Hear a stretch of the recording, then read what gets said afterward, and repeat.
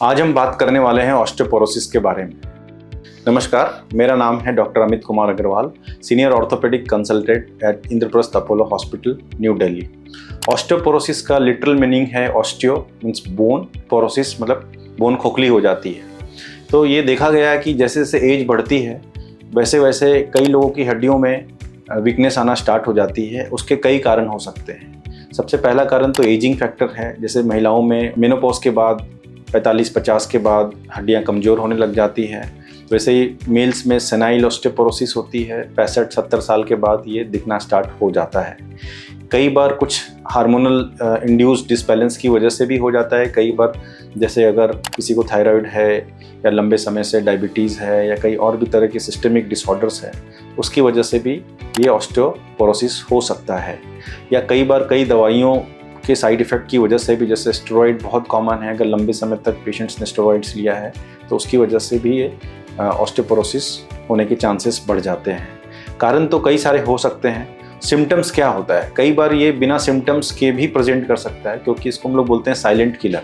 कई बार बड़े वेग से सिम्टम्स होते हैं, जैसे बैक पेन या पेन अराउंड द जॉइंट्स, तो ये बड़ा नॉन स्पेसिफिक सिम्टम्स होते हैं। तो आप अपने डॉक्टर को कंसल्ट करें अगर आपको डिफ्यूज सिम्टम्स हैं, बैक पेन के सिम्टम्स हैं।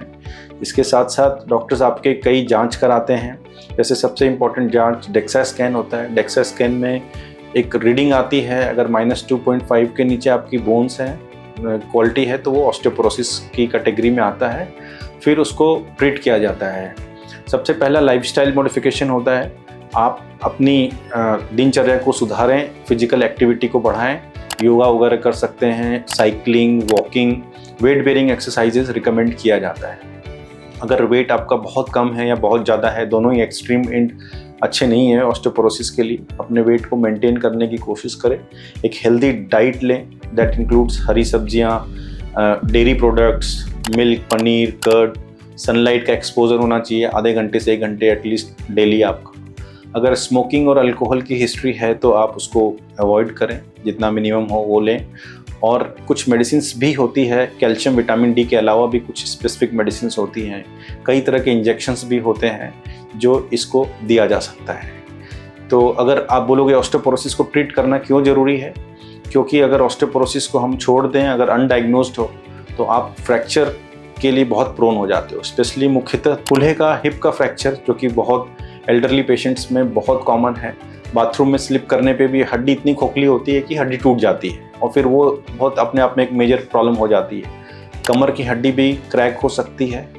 और तीसरी कॉमन एरिया है रिस्ट कलाई की हड्डी फ्रैक्चर हो। इसलिए ऑस्टियोपोरोसिस को ट्रीट करना ज़रूरी है, समय रहते डायग्नोज करना ज़रूरी है। और अच्छी बात यह है कि ये काफ़ी हद तक पूरी तरह से ट्रीटेबल है। तो समय रहते ही अपने डॉक्टर को कंसल्ट करें और इसको इग्नोर बिल्कुल भी ना करें। Thank you.